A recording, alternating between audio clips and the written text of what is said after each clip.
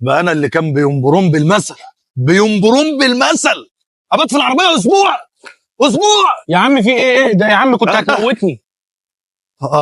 يا زمن. هو انا مش قلت لك جيب لك الحل النهارده؟ يا ما جاب الغراب لامه. يا عم اسمع مني، الراجل اللي جاي النهارده ده خد كميه خوازيق في حياته لحد ما خبرته بقت واسعه جدا وبيعرف ازاي يتعامل مع الست. وجايبه يكمل عليا انا؟ يا عم اسمع مني بس. غني. طب انا اقول لك الكبيره اللي مش هتصدقها. قول يا اخوي. عارف اغنيه الست لما بتاعت الليسي؟ نيل على عيني، عارفها عادي. هو اللي كاتبها اصلا ده خبره جدا.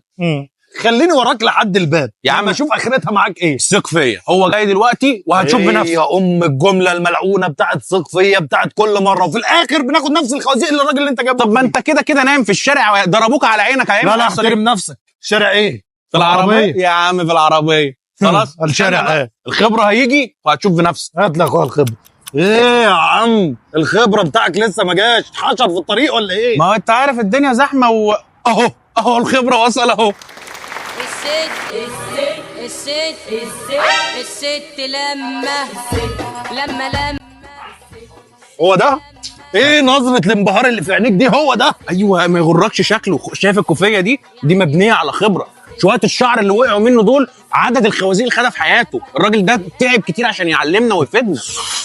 انت متاكد ان هو؟ متاكد. اسكت بقى عشان الراجل قرب. هو شايفنا اصلا. الست لما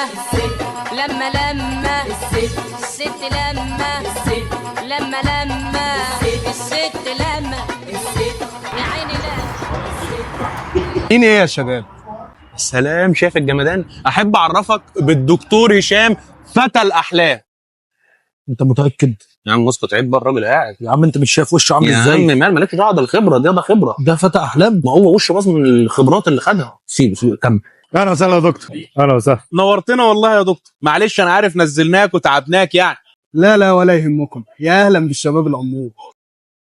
يا عم اهوم، يا عم اهوم ابوس ايدك. معلش اسمع مني، ده هيفيدنا. ده اللي هيفيدني ويصلح الدنيا. ده هنشوف بس. وشه بيشع سماجه. الحاجات دي بتبقى بس حاجات من بره كده، بس اكيد يعني هو من جوه عنده خبره. يا اهلا يا دكتور. عامل ايه يا دكتور؟ احنا كنا بس محتاجين استشارتك. يعني انا عارف طبعا خبره حضرتك واسعه جدا في الحوار ده. استاذ محمود يعني كان عنده شويه مشاكل كده في البيت ونام في العربيه بقاله اسبوع، فكنا عايزين ننصحه كام نصيحه يعرف يظبط بيهم اموره مع المدام يعني والدنيا تمشي. اسبوع في العربيه يا حبيبي، واخبار العصعوص ايه؟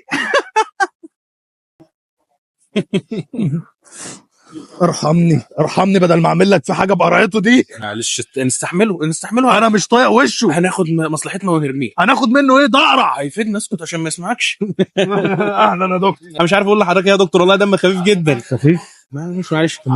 هو احنا بس كنا عايزين يا دكتور نوضح لحضرتك مشكله بس صغيره، ان هو مش جاي يكشف عظام، يعني مشكلته مع المدام وعنده شويه حوارات في البيت، فاحنا عايزين نستفيد من خبرتك النسائيه، تقول له بقى يعمل ايه ما يعملش ايه عشان يظبط الامور مع المدام. يا ابني باختصار الستات دي بتحب الهزار. سيبنا اخبطه في دماغه. اهدى معلش. طب اقول لك مره واحده. اهدى بس نشوف مصلحتنا. طب سيبنا نرزعه بالترابيزه. ولا الترابيزه اي حاجه. يمكن يقصد هجوم مضاد. هجوم مضاد علينا احنا عادي. يا عم خلينا يمكن نطلع بمصلحه. معلش.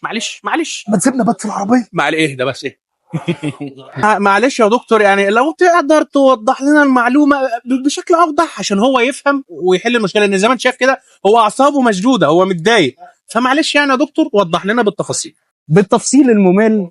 انا جاي احل يا سيدي حل. الستات والبنات بتحب كتير من الحاجات، مجوهرات، موبايلات، شوكولاتات، مكسرات، حلويات. بقول لك يا دكتور، ممكن اسالك سؤال؟ اتفضل. هو انت متجوز بقالك قد ايه؟ لا يا راجل، هو انا عبيط؟ انا سنجل. سنجل؟ ها اركن انت بقى كده على جنب. تعالى لي يا عم السنجل. اي